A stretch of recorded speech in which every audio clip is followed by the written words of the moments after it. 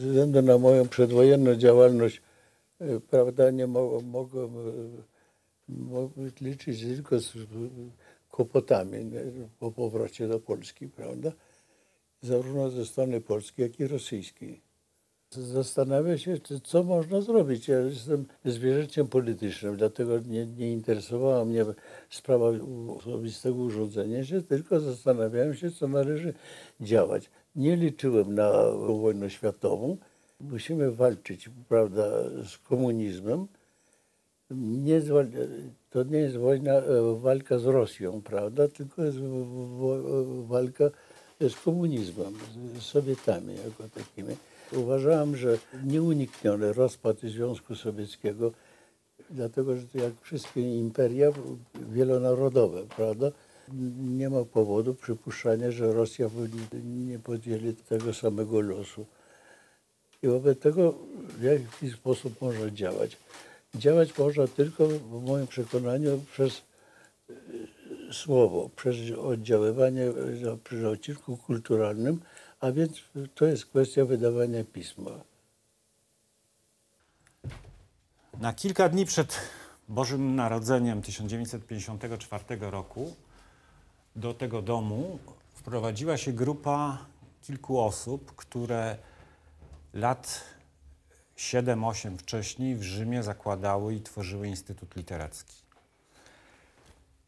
W księdze gości, którą wyłożyli tu w tym miejscu, pierwsze wpisy pochodzą dopiero z maja 1955 roku. Na otwarcie wpisał im się biskup polowy Wojska Polskiego, arcybiskup Józef Gawlina oraz ojciec Józef Inocenty Bocheński 28 maja 1955 roku. Kultura założona została w Rzymie z pieniędzy i z funduszy II Korpusu Polskiego. W okresie swojego funkcjonowania rzymskiego, to znaczy między wiosną 46 a jesienią 47, udało się wydać 20 kilka książek i 1 numer kultury. Decyzję o powołaniu Instytutu sygnował generał Władysław Anders. Wszyscy, którzy tworzyli Instytut Literacki i kulturę, wszyscy byli żołnierzami. Każdy z nich miał inną drogę, inny stopień wojskowy. Rozkaz organizacyjny powołania Instytutu Literackiego pochodzi z września 1946 roku. On sankcjonował tylko pewną rzeczywistość. Data powołania Instytutu to jest 11 luty 1946 roku. W skład Instytutu wchodzili Jerzy Giedroyć jako kierownik Instytutu, Zygmunt Herz jako administrator, Gustaw Herling-Grudziński jako kierownik literacki, Zofia Herz jako sekretarka. To tak się złożyło. Ja pracowałam od 1943 roku z Jerzym Giedroyciem i się zapaliłam do jego pomysłów, które wydawały mi się doskonałe i takie niezwykłe. Udało się nam uzyskać pożyczkę z Funduszu Społecznego Wojska na zakupienie drukarni. Byliśmy optymistami, że potrafimy tę drukarnię prowadzić. Anglicy wyrzucali niepotrzebny sprzęt do zniszczenia. Więc na przykład wyciągało się jakieś stare namioty, prawda, podarte, które się potem zresztą harcerzom włoskim sprzedali za bodajże 1,5 miliona lirów. Jako pierwszą książkę wydali, wbrew temu, co potem wielokrotnie mówiono, ukazały się Legiony Sienkiewicza. Jedną z kolejnych publikacji było wznowienie ksiąg pielgrzymstwa Adama Mickiewicza. Do książki napisał ważny wstęp Gustaw Herling-Grudziński. Dobrze byłoby wiedzieć, kto na przykład wymyślił nazwę później paryskiej, a początkowo rzymskiej kultury. We wspomnieniach Giedroycia możemy znaleźć informację, że to on wymyślił nazwę. Z kolei w relacji Herlinga mamy informację, że wymyślił Herling. A więc pod tym względem dwaj panowie się między sobą różnią. Wiadomo, że ten pierwszy numer paryskiej kultury, numer rzymski, przygotowali razem. Ukazuje się w Rzymie pierwszy numer kultury. Jest to rzeczywiście almanach intelektualny, nie ma żadnych rubryk stałych, które później będą charakterystyczne dla kultury. Otwierają go dwa fragmenty Paula Valéry z Kryzysu ducha i Benedetto Croce Zmierzch cywilizacji. Te dwa fragmenty stanowią coś w rodzaju manifestu Instytutu Literackiego, postaw ludzi go tworzących.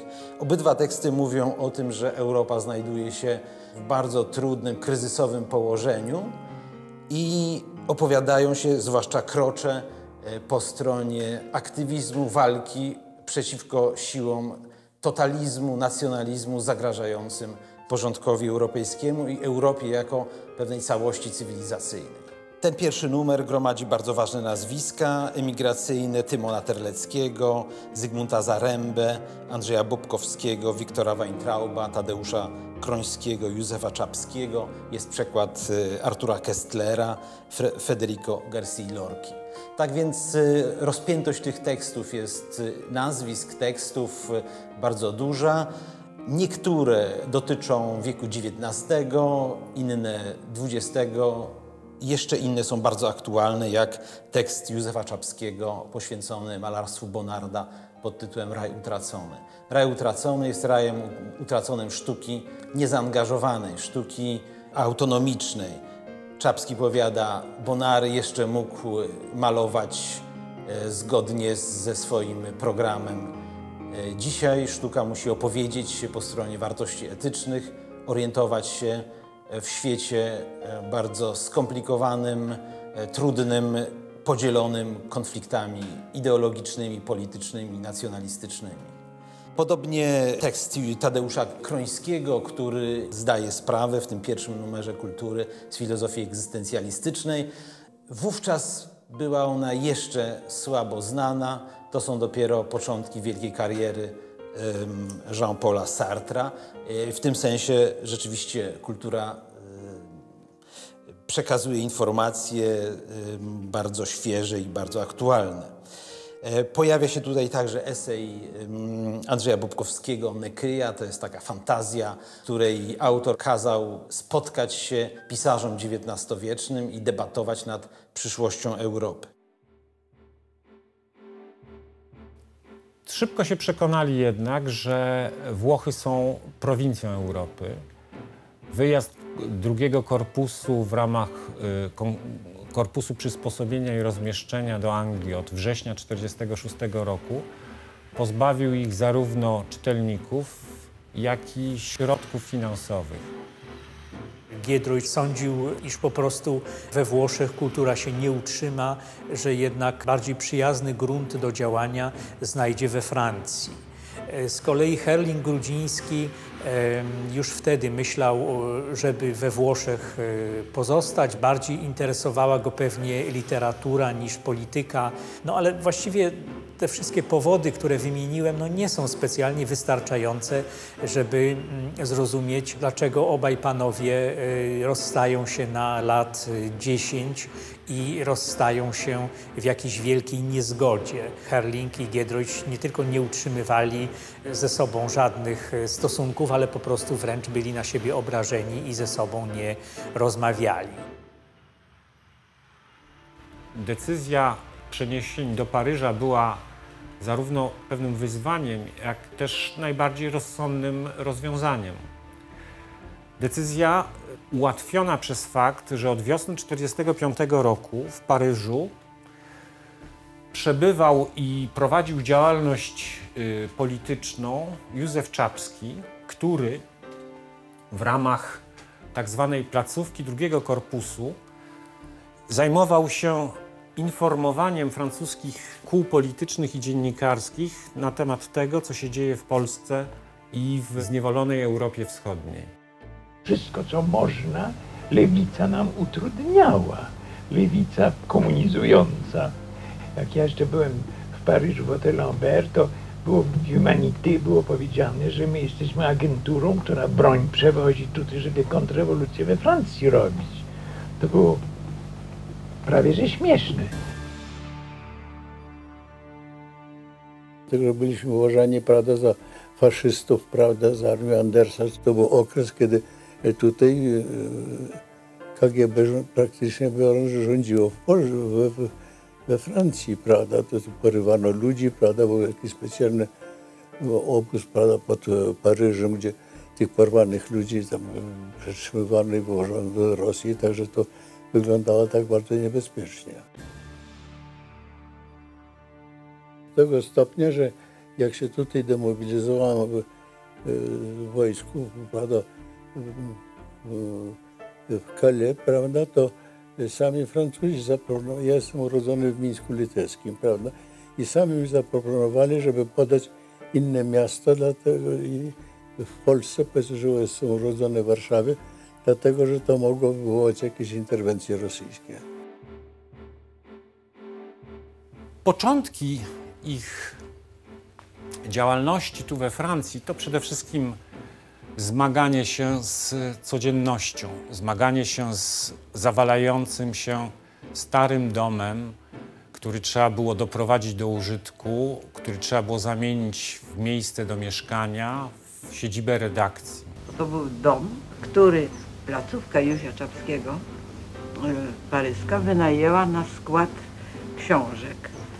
Książek, I żywności, żywności, prawda. którą dostała z korpusu, jak się korpus rozwiązał, dla rozdziału pomiędzy ludźmi. Ani pieniędzy nie mieliśmy, ani dziurawe ściany mieliśmy i bardzo trudnych warunkach żyliśmy. No najprościej wiadomo, to nie było takie dziwne. Myśmy wszyscy z wojska wychodzili i nie liczyliśmy, że w salony trafimy. W domu na Avenue Corneille zamieszkali Zygmunt Herz z żoną Zofią Herz, Jerzy Giedroyć, Józef Czapski ze swoją siostrą Marią Czapską. Od czasu do czasu przyjeżdżał z Londynu Henryk Giedroyć, młodszy brat Jerzego. I to była cała ekipa. To jest list 1 grudnia 1947 roku. Instytut Literacki w Paryżu. Jeszcze adres jest w Libelli, to była księgarnia państwa Romanowiczów na Wyspie Świętego Ludwika. Tam był pierwszy adres formalnie Instytutu Literackiego. Jest napisane pan generał Władysław Anders w Londynie. Szanowny panie generale, przekształcając kulturę od stycznia 1948 roku na miesięcznik, w myśl planu wydawniczego Instytutu, zaaprobowanego przez profesora Pragiera i zatwierdzonego przez pana generała, pozwalam sobie zwrócić się do pana generała z prośbą o danie do kultury fragmentu swoich pamiętników i tak dalej. Byliśmy nowym pismem, prawda? Wobec tego było podejrzenie, że to jest efemeryda, prawda? Takim pismem, które odgrywało periodykiem, które odgrywało bardzo dużą rolę na emigracji, były Wiadomości literackie Gryzyckiego, które reprezentowały tą koncepcję, prawda, państwa na wygnaniu. Polegało to na tym, że, prawda, oni uważali, że zadaniem emigracji jest trwanie na stanowisku obrony wszystkich rzeczy przedwojennych, to znaczy zachowania granic, nieuznania wszelkich przemian, które tam zrobiono, prawda, i bojkot współpracy z krajem. Natomiast myśmy uważali, że powinniśmy, prawda, być jak najbardziej zorientowani w działalności, w rozwoju sytuacji w kraju, którą trzeba z jednej strony i obserwować, a z drugiej strony współpracować. Uważałem, że wszystkie formy organizacyjne, migracyjne nie dające żadnych rezultatów, chociażby obserwowałem chociażby migrację rosyjską, jeszcze w Polsce przed wojną. Widziałem, jak ona była zdezorganizowana, gdzie ciągle tam wybierano, prawda, gubernatorów i tak dalej. Po prostu bawiono się, prawda, utrzymanie jakiejś fikcji carskiej Rosji. W 1949 roku generał Władysław Anders zdecydował że należy zaprzestać kolportażu kolejnego numeru Kultury z długim reportażem Aleksandra Janty z Ludowej Rzeczpospolitej dotyczącej nowej rzeczywistości, powojennej rzeczywistości polskiej. Janta pojechał do kraju w roku 1948, no i miał za zadanie przygotować zobiektywizowany reportaż dotyczący sytuacji, szeroko rozumianej sytuacji politycznej w Polsce. Wnioski, do których doszedł, były wnioskami bardzo cennymi z punktu widzenia Giedroycia, natomiast wnioskami nie do przyjęcia z punktu widzenia emigracji. Jakie to były wnioski? Przede wszystkim takie przekonanie, można powiedzieć, że to jest w ogóle powód, dla którego ta książka się ukazała, że świat przedwojenny się skończył, że Polska powojenna nie może być w żadnym wypadku traktowana jako jakakolwiek kontynuacja okresu dwudziestolecia międzywojennego. W związku z tym trzeba do tej sytuacji się przystosować, do tej sytuacji się odnosić i w oparciu o taką diagnozę, jeszcze raz powtarzam, przekonanie, że świat przedwojenny definitywnie skończył się w roku 1945 działać. W lutym 1951 roku do tego domu na Avenue Corneille zastukał Czesław Miłosz. Czesław Miłosz, były wysoki urzędnik Ministerstwa Spraw Zagranicznych Polskiej Rzeczpospolitej Ludowej, były attaché kulturalny ambasady polskiej w Waszyngtonie, a pod koniec 1950 roku attaché kulturalny ambasady w Paryżu. Wiedział, że kultura nie potraktuje go jak sowieckiego agenta, ale umożliwi mu opowiedzenie swojej historii, nawet wtedy, gdy się z nim kultura nie zgadzała. W maju 1951 roku został ujawniony fakt, że Czesław Miłosz wybrał wolność i poprosił o azyl polityczny we Francji. Występował o azyl polityczny nie jako były więzień, ofiara systemu, jako prześladowany przez reżim artysta, ale właściwie jako dyplomata, jako pracownik polskiej ambasady w Paryżu, no tej reżimowej ambasady w Paryżu, no a przecież z grubsza wiadomo, czym była dyplomacja polska w 1951 roku. Do najsławniejszych numerów miesięcznika Kultura należy zeszyt z maja 1951 roku. Spotykają się w nim wielkie nazwiska literatury polskiej całego XX wieku właściwie. Miłosz publikuje obszerny tekst pod tytułem „Nie”, uzasadniający swoją decyzję. Artykuł, w którym zdystansował się do polskiej emigracji, zarówno paryskiej, jak i londyńskiej. Zdystansował się także do tego, co polskim emigrantom było najbliższe, czyli do tradycji międzywojennej. Można snuć takie przypuszczenie, że ataki na Miłosza w Londynie, w wiadomościach między innymi, takim głównym piśmie, można powiedzieć odpowiedniku londyńskim Kultury, nie były wywołane faktem tym, że poeta zdecydował się pozostać czy wybrać status emigranta, ale właśnie tym, że uznano, że nie ma, jeśli tak można powiedzieć, praw do tego, żeby atakować emigrację. Bardzo ciekawa jest tutaj postawa Giedroycia. Giedroyć mówi, nie podobał mi się ten artykuł, ale postanowiłem go zamieścić, dlatego że uważałem Miłosza za wybitnego artystę, który powinien móc wypowiedzieć swoją opinię. Obok tego tekstu publicystycznego właściwie Miłosz zamieszcza kilka wierszy. Wkazuje się pierwszy fragment Transatlantyku Witolda Gombrowicza. Fragmenty Transatlantyku są równie bulwersujące jak tekst Miłosza. Wzbudzają falę niezadowolenia, bardzo ostrych reakcji na emigracji. Właśnie w jakimś sensie Transatlantyk jest niezwykle ostrą satyrą na pewne postawy, sposoby myślenia, stereotypy, które Polacy ze sobą wywieźli z kraju, a na emigracji kwitną one i przybierają jakby karykaturalne rozmiary. Obok tych dwóch nazwisk pojawia się także w tym numerze świetny esej Jerzego Stępowskiego pod tytułem Wronia i Sienna, świetna proza znakomitego eseisty.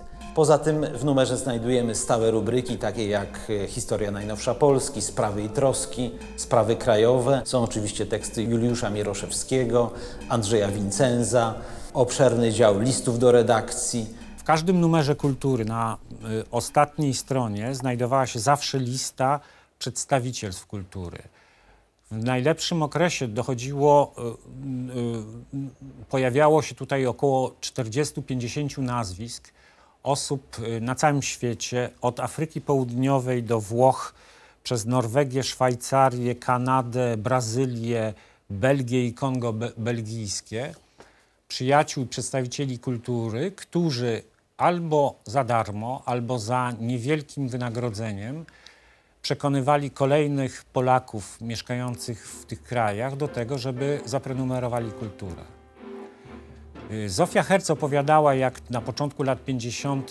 w dzień jej imienin, w maju, ni stąd, ni zowąd, poczta przyniosła ponad 250 nowych zamówień na prenumeratę kultury.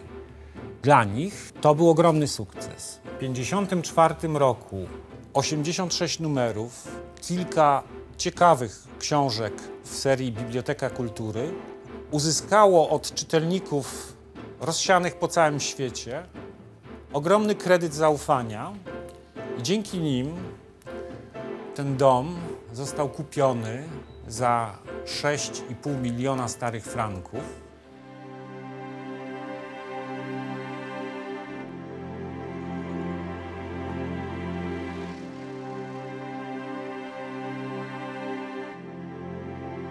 Stefan Zamojski pożyczył nam pieniądze na kupno tego domu, bo trzeba było kupić za gotówkę. Potem był taki wielki przemysłowiec Berenbau, który uciekł przez Rosję sowiecką z Polski, jak Niemcy wchodziły do Polski, i zrobił ogromną fortunę w południowej Ameryce. No i przyjechał wtedy do Warszawy,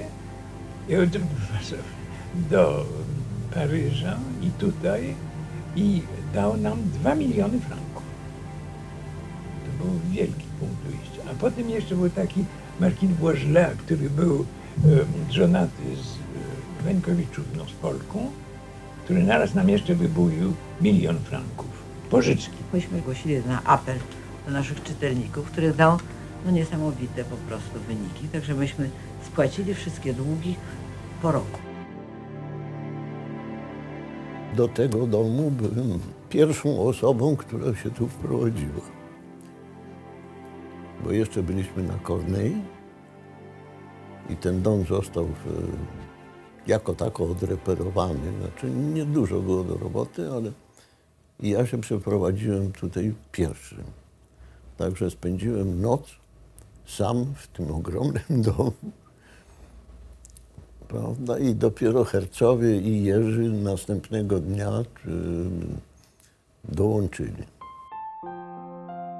Życie w tym domu toczyło się w pewnym stałym i bardzo uregulowanym rytmie. Rano redaktor schodził jako pierwszy najczęściej na dół, szedł do kuchni, parzył herbatę czy kawę, przygotowywał też kawę dla innych czy herbatę dla innych, tu w tej kuchni. Stąd przechodził do jadalni, czekał na pierwszą pocztę i powoli schodzili się inni na swoim tradycyjnym miejscu. To jest tamto, tak. Pani Zofia zwykle siadała tu, gdzie ja teraz siadam. Pod oknem zawsze siedział pan Henryk. Miejsce redaktora zawsze było tutaj. Obok, naprzeciw zwykle siadał Zygmunt Herz albo koło Zofii Herz. Redaktor nad rozłożonymi gazetami, paląc ogromnej ilości papierosów, rozdawał poszczególne listy kolejnym osobom, które tu siedziały. Zosiu, to dla ciebie, Dudek, to dla ciebie. Więc pijąc herbatę, smarując bagietkę dżemem, czytali prasę i czytali gazety, rozdzielając między sobą robotę na cały dzień. Redaktor zwykle korespondencje i ważniejsze teksty do kultury zabierał z sobą do tego pokoju. Tu w tym gabinecie powstawała większość listów, zachęt, podniet. Niech pan napisze, co pan o tym sądzi, na kiedy pan to zrobi. To jest jakby takie serce Instytutu Literackiego, ponieważ zawiera listy redaktora do różnych jego korespondentów. Zaczynają się w 1947 roku, to znaczy w momencie, kiedy zaistniała paryska kultura. Wszystkie listy, które tu są, na szczęście posiadają kalki jego odpowiedzi. W związku z tym ta cała korespondencja, tutaj tych klaserów jest około 300. Korespondencja zawiera około 40-50 tysięcy listów do redaktora i od redaktora. Jak decydował, że tekst mu pasuje do kultury lub doskonale się nadaje do późniejszych pomysłów w zeszytach historycznych, przechodził tędy, zanosił tekst do gabinetu pani Zofii Herz, mówiąc: Zosiu, zadiustuj to.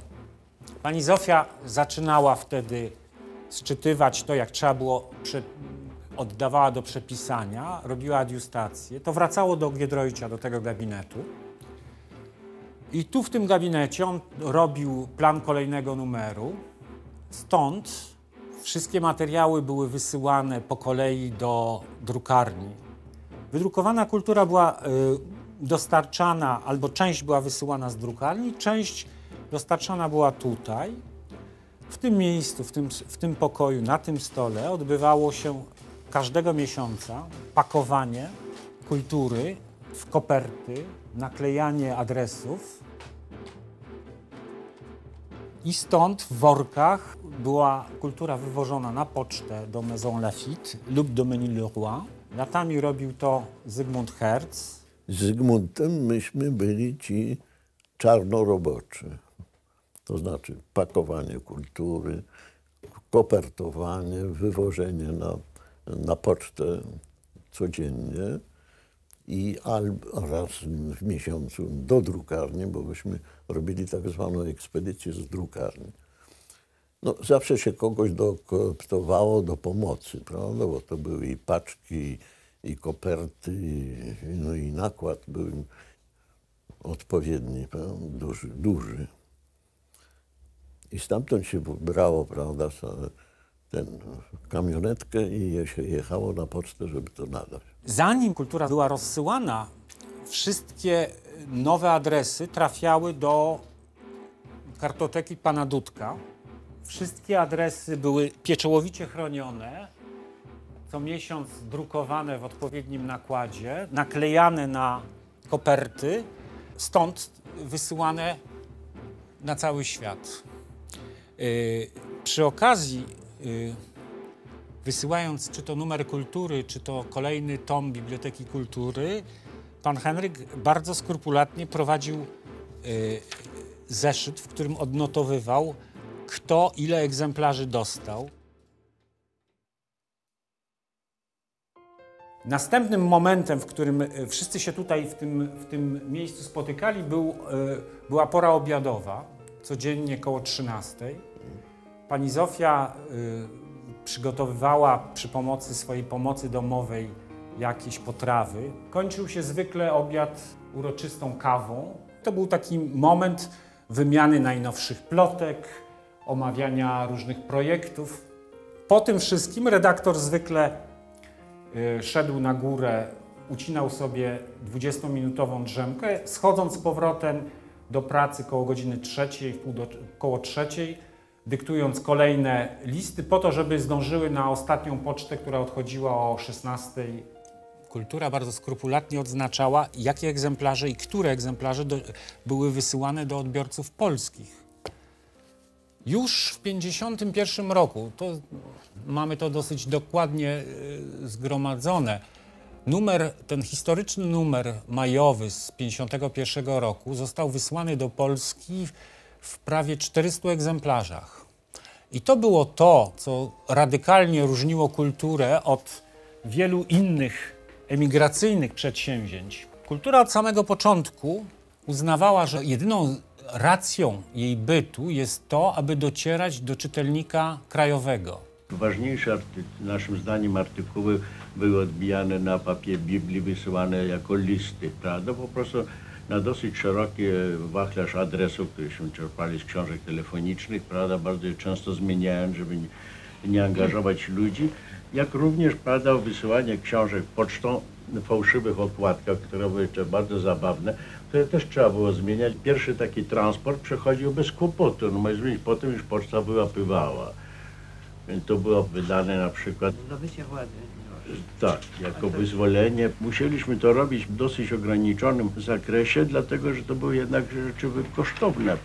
To był Orwell 1984, z taką okładką z plakatu sowieckiego. To była bardzo sensowna inwestycja. Ta inwestycja bardzo się opłaciła. Spowodowała tyle, że w tym najbardziej burzliwym polskim okresie, po śmierci Stalina, w momencie, kiedy w Polsce rozpoczęła się odwilż, mnóstwo osób z Polski do tej kultury zajeżdżało, dlatego że znali tę kulturę. Do 1956 roku bardzo trudno znaleźć listy z Polski. Praktycznie to było niemożliwe z przyczyn cenzury i tak dalej. Więc jeśli są jakieś listy od Polaków z Polski, to często były po prostu przez tych ludzi próbowano je wysyłać z jakichś innych krajów przez pośredników. Po 1956 roku mamy serię i rok korespondencji z Polski, potem to oczywiście zanika. Dotarł w poczcie, ni stąd, ni zowąd, taki baranek. Wszyscy się zastanawiali, od kogo to i o co w tym wszystkim chodzi. Dopiero jakoby Zygmunt Herz miał pomysł, żeby popatrzeć, czy czasami czegoś w tym nie ma. I obmacując baranka, domacali się dziury. W tej dziurze okazał się być film z maszynopisem książki Januarego Grzędzińskiego. Ale po to, żeby ludzie chcieli ryzykować, dostarczać swoje maszynopisy, kultura zainwestowała w to, żeby przekonać między innymi polskie elity, że kultura może być interlokutorem polskich intelektualistów. Wieczorem ponownie wszyscy schodzili się w to miejsce i rozpoczynały się nocne Polaków rozmowy. To było miejsce takich rozmów nieoficjalnych przy stole, popijania wina, kłótni. Miejsce, w którym wszyscy domownicy plotkowali na temat minionego dnia i omawiali mniej formalnie już swoje plany, swoje pomysły, opowiadali dowcipy. To miejsce bez przerwy grzmiało śmiechem. Tu Zygmunt Herz, który dowcipy bez przerwy opowiadał. Zresztą przy tym stole liczyły się szczególnie osoby mające poczucie humoru. Najzabawniejszy z tych wszystkich był Zygmunt Herz, który był taki bon vivant, z ogromnym poczuciem humoru. I on właściwie trochę życia dawał temu domowi, bo to było wszystko na poważne, a on robił to jednak nie tak poważnie. Zosia była prawą ręką Jerzego i się tu z Jerzym zgadzam, że gdyby nie Zosia, to by chyba nie było kultury. Bo nigdy by nie znalazł kogoś takiego. No, była bardzo piękną kobietą, ale zimną. Zosia wiedziała zawsze, co robi. No, czapscy. Józio jakby na samym początku był minister spraw zagranicznych Jerzego. Jeździł, zbierał, wielki jałmużnik, pieniądze dla kultury, co mu się udawało, bo niby miał niesłychany szarm i sposób zdobywania sobie ludzi. Uśmiechał się, mówił językami, znaczy doskonale po francusku, po rosyjsku i tak dalej. Także nawet w Ameryce, z Ameryki przywiózł, 2 razy był w Ameryce i przywiózł spore pieniądze. Bo Marynia, której właściwie nikt w tym domu nie lubił, oprócz mnie, Dosyć sztywna i dosyć autorytatywna. I zresztą trzymała biednego Józia za cugle, jak tylko mogła. Więc pytacie mnie panowie o mojego brata. Mnie jest o tyle trudno odpowiedzieć, że on był jednocześnie moim bratem i zastępował mi ojca. Był człowiekiem, który codziennie przekraczał granice swojej własnej słabości. On w jakimś momencie sam o tym mówił, że codziennie rano nakłada taki gorset. Ten gorset na siebie zakładał, ale również swoim współpracownikom narzucał bardzo wysokie standardy. On im bez przerwy podnosił poprzeczkę. Wariacki pomysł mieszkania w kołchozie tych 6 osób. Tu musiał być ktoś taki, kto dawał jasno do zrozumienia, że mogą wyjść poza swoje nieudacznictwo, przekroczyć granice swojej niekompetencji. Myśmy mieli taką zaletę, że nam nie zależało na pieniądzach. Że nie zależało nam, żeby więcej zarobić, żeby coś z tego, żeby... Nie mieliśmy dzieci, o które trzeba dbać, jak się ma, i je wychowywać, i wtedy są potrzebne pieniądze. No i to, żeśmy się zgodzili mieszkać razem. Dlatego, że gdybyśmy mieszkali osobno, to nigdy nie byłoby żadnej instytucji. W żadnym biurze nic podobnego, nawet żeby było najlepsze, nie mogło powstać. To mogło powstać tylko dlatego, że to był dom. Dom z ogrodem. Jeżeli pan prowadzi pismo, które jest nie to kibucem, nie to zakonem, koszty nasze są minimalne, prawda? No przecież tutaj żyjemy, mieszkamy, gotujemy, co pan chce, wszystko tu się dzieje, prawda? Także to jest rzecz nie do powtórzenia, wie pan, to jest dosyć rzecz wyjątkowa. Wymaga jakiegoś wyjątkowego zgrania się ludzi. Dzięki temu, że może przeszliśmy razem przez drugi korpus, prawda? Zawsze wojsko tak bardzo zbliża, prawda?